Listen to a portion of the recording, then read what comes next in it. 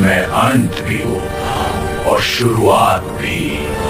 सृष्टि के प्रारंभ से ही धर्म और अधर्म का युद्ध चलता आया है। इस बार युद्ध देवताओं और असुरों के बीच नहीं, बल्कि एक ऐसे महादानव से था जिसे मारना नामुमकिन था। रक्त बीज का वरदान था, उसका एक बूंद रक्त भी अगर धरती पर गिर जाए तो उससे एक नया रक्त बीज जन्म ले लेगा। हजारों लाखों रक्त बीज। देवताओं ने लाख कोशिश की, तलवारें चली, शस्त्र बरसे, पर जितना मारते उतने ही और पैदा हो जाते। स्वर्ग हारने की कगार पर था।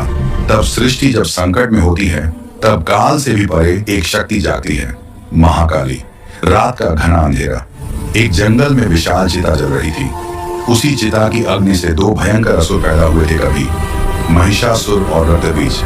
महिषासुर को तो माता दुर्गा ने पहले ही मार डाला था, अब रक्तबीज अकेला था। उसने ब्रह्मा जी की घोर तपस्या की और चालाकी से वरदान ले लिया, मेरा रक्त गिरे तो नया रक्त बीज पैदा हो। वरदान मिलते ही उसने पाताल पर कब्जा किया। फिर उसे पता चला कि उसके भाई जैसा महिषासुर मारा गया है एक स्त्री ने। बदला लेने की आग में वह जलने लगा। उधर शुंभ निशुंभ नाम के दो और असुरों ने भी ब्रह्मा जी से वरदान ले रखा था, हमारा वध सिर्फ एक स्त्री ही कर सकती है। उन्होंने स्वर्ग पर हमला कर दिया, देवता हारने लगे।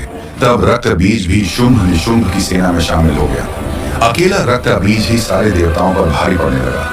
इंद्र भागे, सारे देवता भागे, कैलाश पहुंचे। वहां माता पार्वती थी। तभी शुंभ निशुंभ के दूत चंडमुंड आए और माता पार्वती का घोर अपमान किया।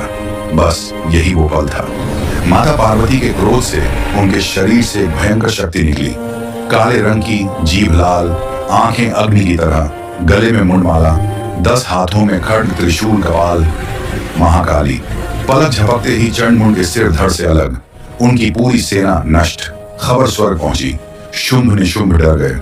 वरदान याद है ना, सिर्फ स्त्री ही मार सकती है। तब रक्तबीज बोला, वही होगी जिसने महिषासुर को मारा, आज मैं बदला लूंगा। रक्तबीज कैलाश पहुंचा, घमंड से बोला, देवी मैं अमर हूं, मुझे कोई नहीं मार सकता। महाकाली मुस्कुराई। फिर शुरू हुआ इतिहास का सबसे भयानक युद्ध। मां काली ने तलवार चलाई, रक्तबीज का सिर कट गया, लेकिन रक्त की बूंदें गिरी और हजारों नए रक्तबीज खड़े हो गए। मां ने फिर वार किया, फिर सैकड़ों कटे, फिर लाखों पैदा हुए। पूरा मैदान रक्त बीजों से पट गया। देवता भी मदद को आए, पर मां ने गर्जना की, दूर रहो, ये मेरा युद्ध है। दिन गुजरे, हफ्ते गुजरे, कोई अंत नहीं। तब माता दुर्गा ने दिव्य संदेश भेजा, रक्त जमीन पर मत गिरने दो। महाकाली का रूप और विकराल हुआ। उन्होंने अपनी जीभ बाहर निकाली, वो विशाल लाल